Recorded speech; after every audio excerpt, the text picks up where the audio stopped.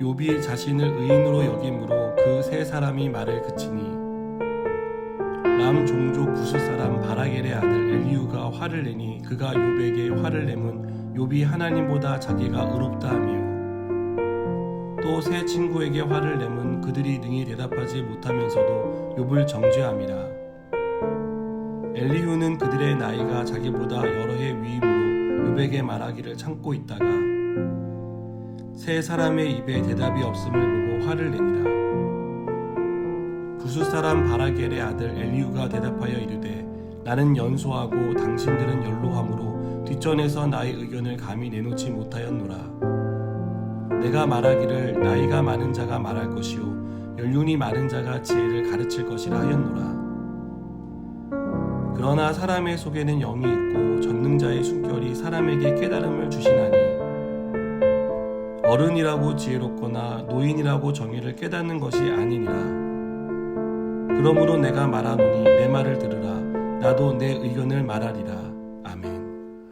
욥과 욥의 세 친구들의 대화를 읽다 보면 평행선을 달리고 있다는 생각이 듭니다.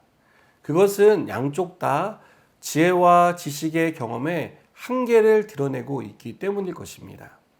특별히 욥의 세 친구는 자신들의 지식과 경험을 토대로 욥에게 일어난 재앙을 해석하고 판단했습니다.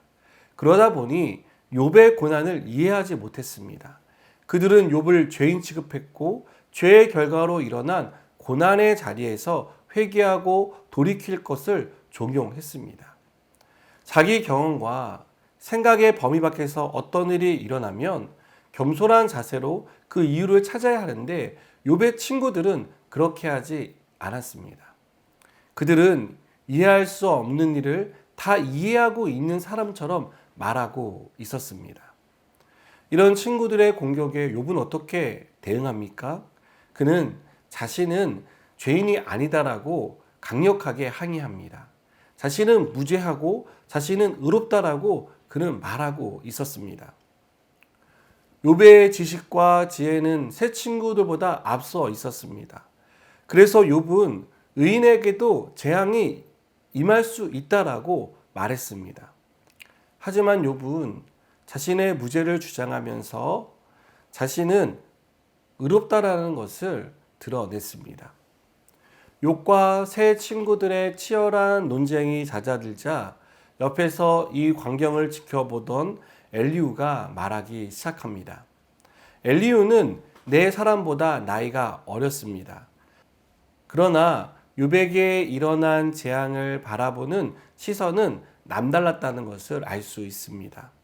엘리후가 어린 나이임에도 불구하고 지혜가 뛰어났던 것은 남들보다 경험이 많았기 때문이 아닙니다. 남들보다 더 공부를 많이 했기 때문에 그가 그런 지혜를 가진 것이 아니라는 것입니다. 엘리후는 8절에서 사람의 속에는 영이 있고 전능자의 숨결이 사람에게 깨달음을 주신다라고 말합니다. 이것은 엘리후가 가진 지식이 어디에서부터 비롯되었는지를 말해주는 것입니다. 엘리후는 자신이 가진 지혜는 하나님에게서부터 왔다는 것을 강조하고 있습니다. 우리는 종종 지혜와 지식을 혼동합니다.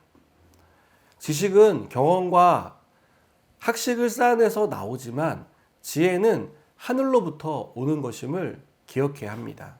예수님의 제자 중 한 명인 베드로는 학문이 없는 사람이었습니다. 사도행전 4장 13절에 보니까 베드로를 학문 없는 무식한 사람이다라고 표현하는 것을 볼 수 있습니다.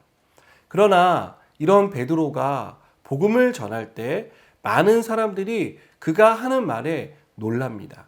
그가 학문이 없는 무식한 사람이라고 생각하고 있었는데 그의 설교는 어떤 지식을 가진 사람보다 더 탁월했기 때문입니다. 여러분, 이것이 어디에서 비롯되었다고 생각하십니까?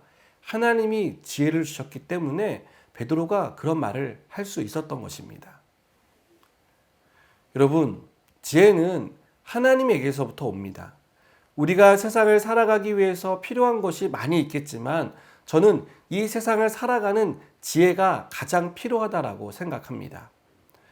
경험이나 지식이 아니라 이 세상을 어떻게 살아가야 하는지, 이 세상에서 일어나는 일을 어떻게 분별해야 하는지 그러한 지혜를 우리는 가지고 있어야 합니다. 상식과 지식으로는 이해되지 않는 일을 이해할 수 있는 것은 하나님이 주시는 지혜로만 가능한 것입니다.